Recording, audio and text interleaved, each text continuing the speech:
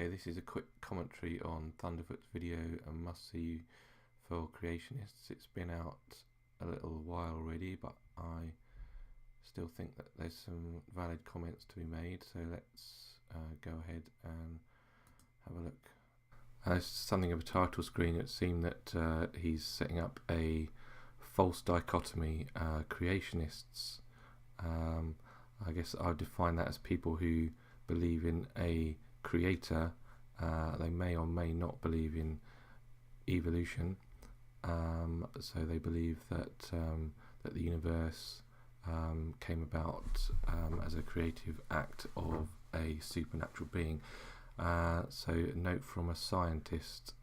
So yeah, I think he's trying to set up a false dichotomy here, whereby you can't be a creationist and a scientist. That would seem to be what he's saying. So yeah, dichotomies are just a division between two things that are represented as being opposite or entirely different. So let's just sort of have a look at how he tries to explain himself.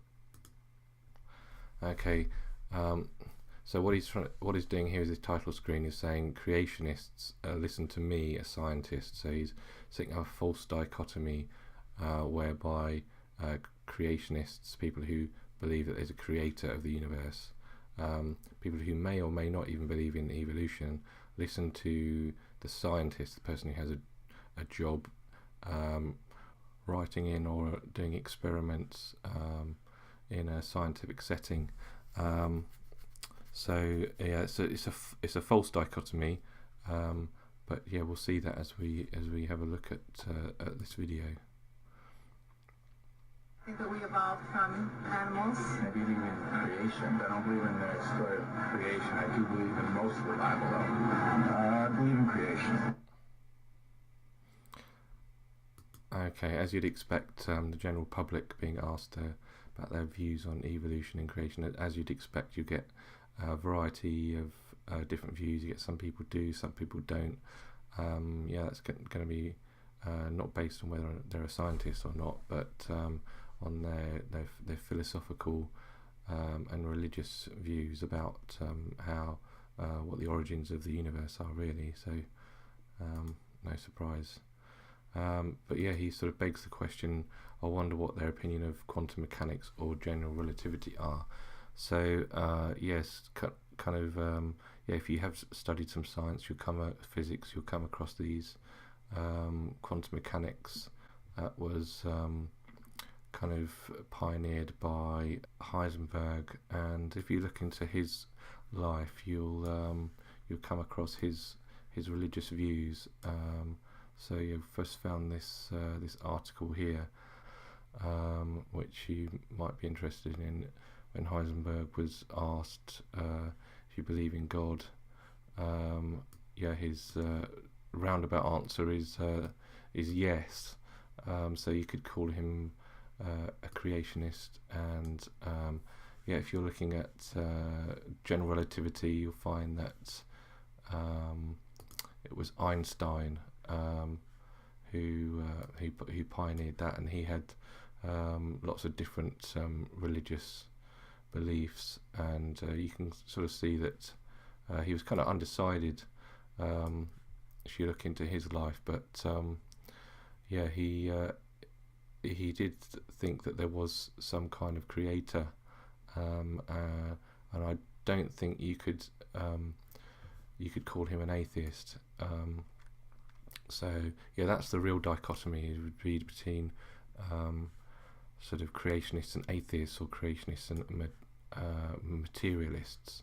That's the proper dichotomy. So if you look at Einstein's religious beliefs, you'll find that yeah, he was quite skeptical, but yeah, doesn't believe in a personal God, but could be said to believe in a creator. So not really a non-creationist in that sense. So if we carry on the video, remainder of this program, we're going to put you right here, where I'm sitting, in the juror's box. But this time you're going to hear the facts about evolution versus creation. Not some media spin, not wishful thinking, not the biased view of a scientific minority. So what he's going to do now is give you a whole bunch of things that scientists have done and sort of say, you know, these are the good guys, and that you know, we need to be appreciative of all that they've done. And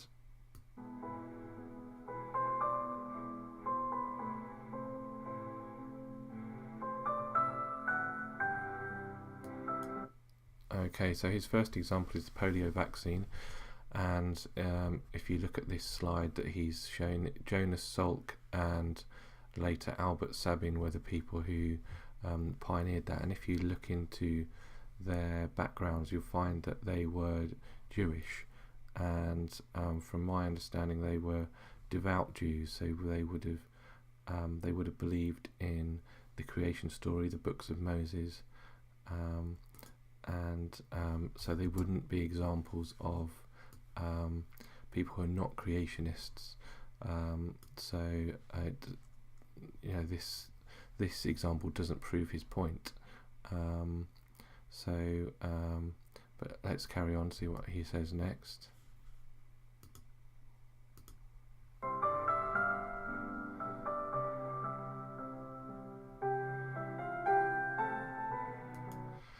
So the next example that he gives is the smallpox vaccine, and if you look into the smallpox vaccine you find it was invented by a guy called Edward Jenner, and if you look into his life you'll find that he was a Christian. He would have been an Anglican. So I found a reference to that. So in this article here, Christian contributions to medicine. Yeah, it describes. If you look into this article, you'll find that it describes William Jenner as a devout man, responsible for the beginnings of immunology. So yeah, not example of someone who isn't a creationist.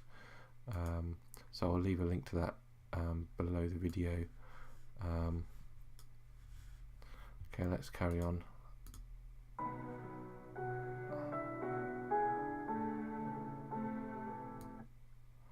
Okay, the next example he gives is example that he's given is the scientific minority that is responsible for feeding 40% of the people on Earth. It's quite a big claim. It doesn't include the people working in the farmers and the retailers and everyone there. But let's have a look.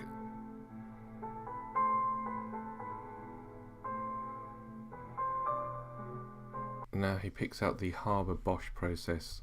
So yeah, and certainly in innovation, if you look into the Haber-Bosch process, it was pioneered by a guy called Fritz Haber. So yeah, he developed fertilizers and things, but also explosives. If you look into his life, he played a major role in the development of chemical warfare in World War One.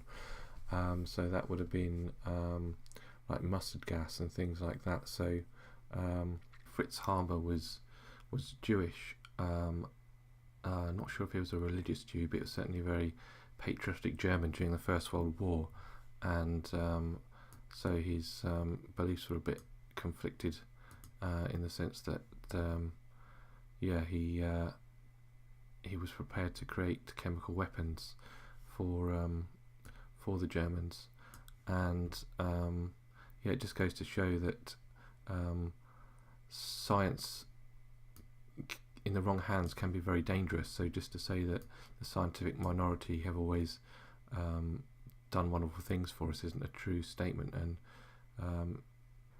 when you say that what have the scientific community ever done for us, it shows that it's a double-edged sword, that just saying somebody's a scientist doesn't mean that necessarily that they are always doing good things for humanity.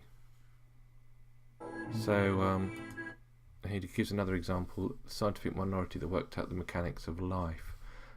It's not exactly clear what he means by the mechanics of life, but if you look into the person who discovered the first person to discover living cells, you might come across a guy called Robert Hooke, and he coined the term cell.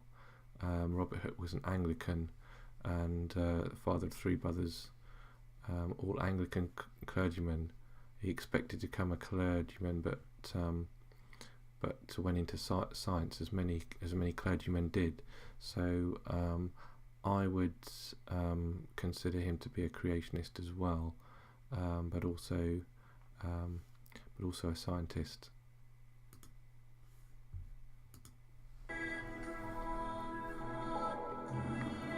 Using computer animation based on molecular research, we are now able to see how DNA is actually copied in living cells. Okay, the scientific minority that sequenced the human genome.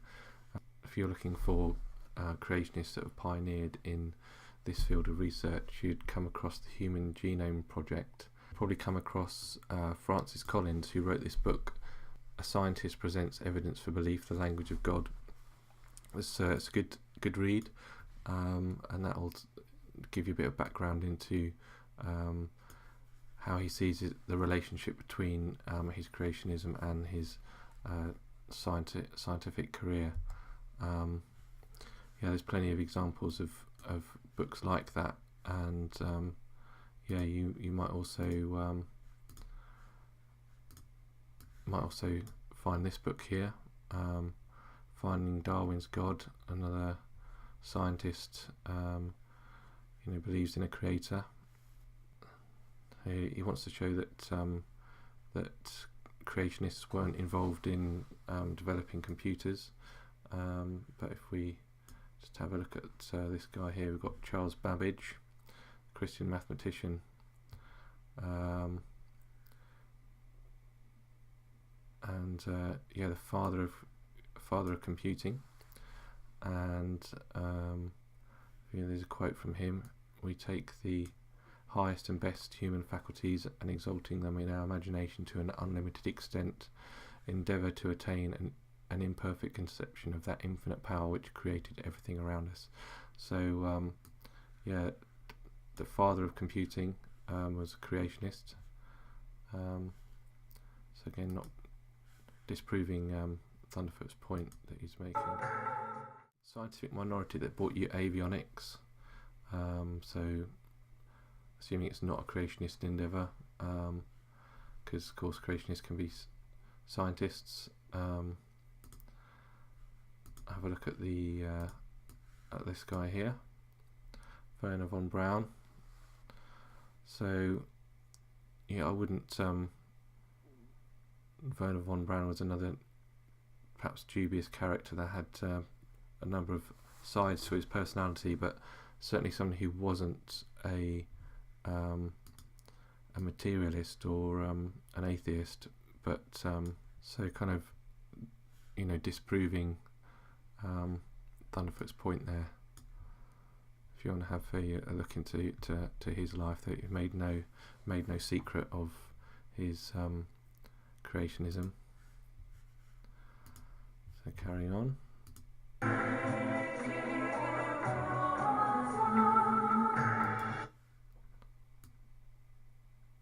Okay, makes this claim here: civilization is defined by its scientific achievements.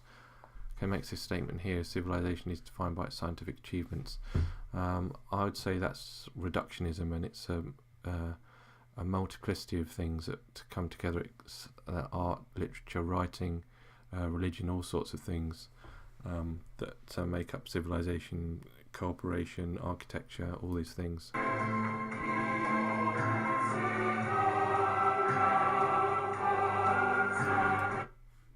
It just makes this claim at the end: civilization is a monument to science. As I've said before, it's a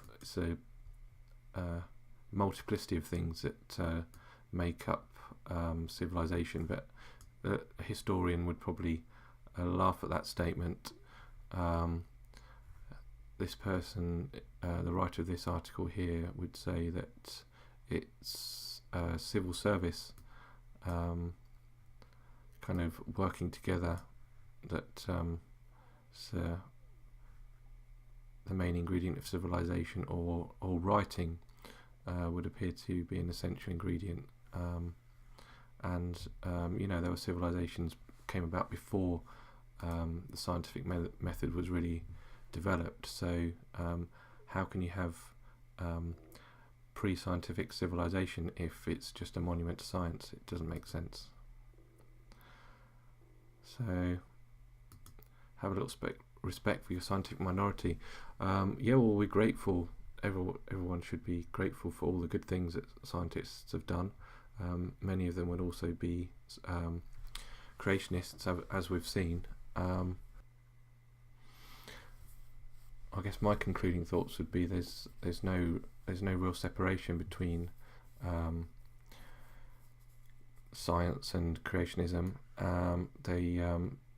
They work hand in hand, and my concluding thoughts would be if you go to the Cavendish Laboratory in Cambridge, you'll see in Latin a Bible verse inscribed above the main doors there, taken from Psalm 111, and that was placed there by Charles Babbage, who I mentioned earlier. And this isn't just something from a bygone age, from antiquity, because if you go to the new Cavendish Laboratory, you'll see that the same inscription is written in English above the main doors there, and it reads, "The works of the Lord are great, sought out of all of them that have pleasures therein." Yeah, as you can see, that's taken from Psalm 111 verse 2. So hopefully I've shown that really there is no separation, there is no dichotomy between creationism and science. They've always gone hand in hand, and anyone who's interested in reading more might want to read God's Undertaker Has Science Buried God. It's got some good reviews, and yeah, or just look up John Lennox on YouTube, and yeah, that should be enlightening for you. Okay, thanks very much. Hope you enjoyed this video. Bye.